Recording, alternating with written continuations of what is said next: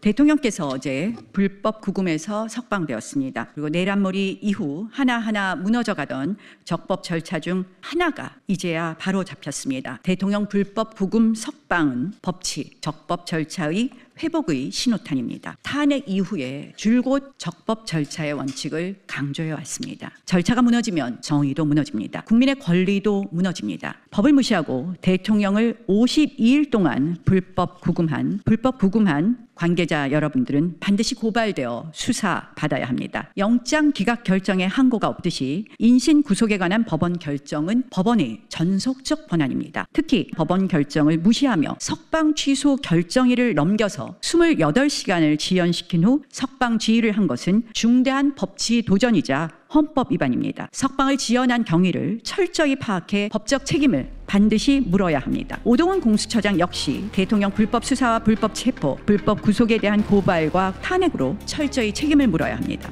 대통령에 대한 불법 수사와 불법 구금 만행을 주도한 민주당의 하명수사처, 불법 수사처 공수처는 마땅히 폐지되어야 합니다. 법을 무시하고 대통령을 52일 동안 불법 구금한 관계자들은 반드시 고발되어 수사받아야 합니다.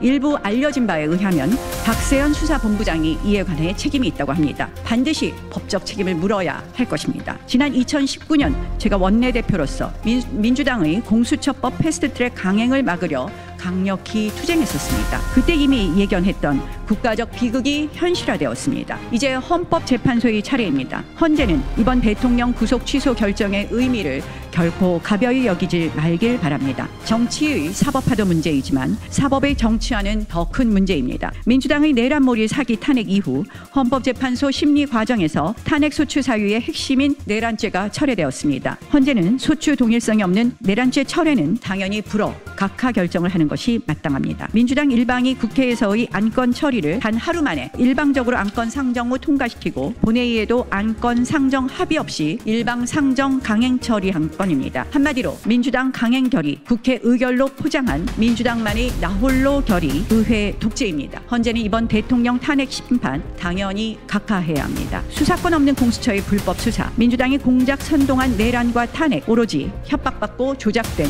오염된 거짓 증거만이 있을 뿐입니다. 어딜 봐도 인용 증거는 없습니다. 게다가 민주당의 의회 독재, 국민과 국가의 미래에 지대한 영향을 미치는 공수처는 즉시 해체되어야 합니다. 더 신속한 해체를 위해 공수처 즉시 해체법을 추가로 대표 발의하도록 하겠습니다.